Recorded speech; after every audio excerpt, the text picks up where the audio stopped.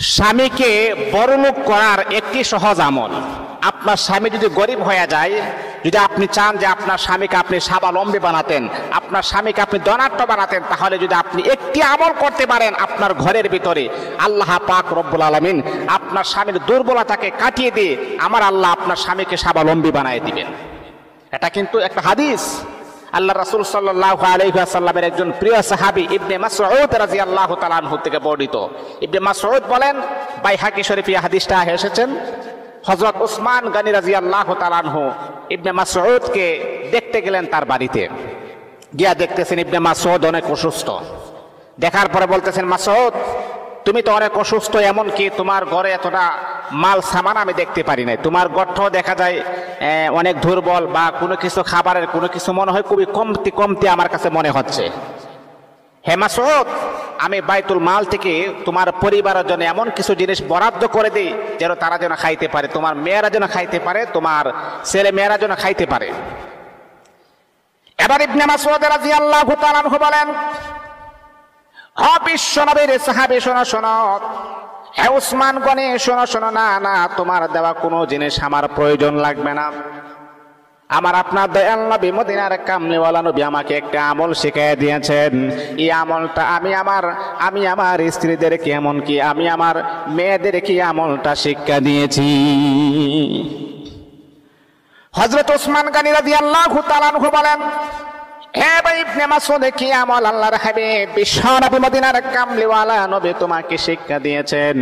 ইবনে মাসউদ বলেন, ও ভাই তুমি জানো নি আল্লাহর হাবিব বলেন যে এই ঘরের ভিতরে এই আমলটা যদি কোনো নারী না করতে পারে, আল্লাহ পাক রব্বুল আলামিন এই ঘরের ভিতরে আমার আল্লাহ বারাকা নাজিল করে দিবেন।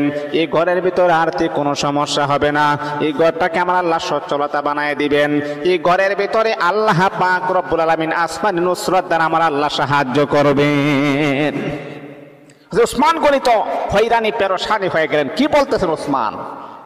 উসমান বলতেছেন, ইবনে মাসউদ তুমি কি বলেছ, এই হাদিসটা তুমি আমাকে শোনাও।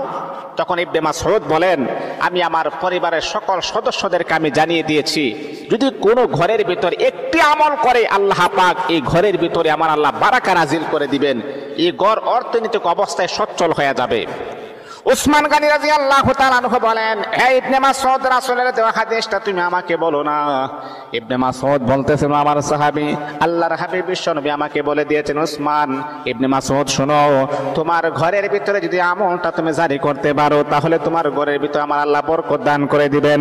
প্রথম নাম্বার হলো, মাগরিবের নামাজের পরে যদি তোমার ঘরের ভিতরে সূরাতুল ওয়াকিয়া তেলাওয়াত করা হয়, আল্লাহ পাক সূরাতুল ওয়াকিয়ার বদলতে এই ঘরটাকে আমার আল্লাহ বারাকা নাজিল করে দিবে। এই ঘর কখনো দুর্বল হবে না, অর্থনৈতিক অবস্থা কখনো খারাপ হবে না। এই জন্যে যদি আপনি আপনার ঘরে স্বাবলম্বী বানাতে চান, আপনার স্বামীকে স্বাবলম্বী বানাতে চান, আপনার স্বামীকে ধনী বানাতে চান, আপনার স্বামীকে সচ্ছল বানাতে চান, তাহলে মা বোনদেরকে আমি দৃষ্টি আকর্ষণ করে বলবো, মাগরিবের নামাজের পরে গল্প গুজব না করে, অযথা কথাবার্তা না বলে, সময় না কাটিয়ে আপনি কোরআন শরীফ নিয়ে বসে যান।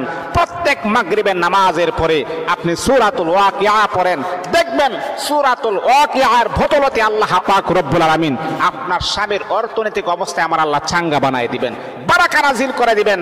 আপনার স্বামী দিনে দিনে সচ্ছল হয়ে যাবে ইনশাআল্লাহ।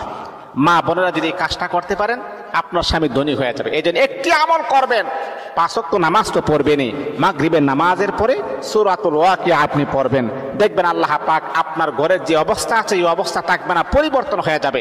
আল্লাহ পাক আমাদের মা বোনদেরকে বুঝার এবং আমল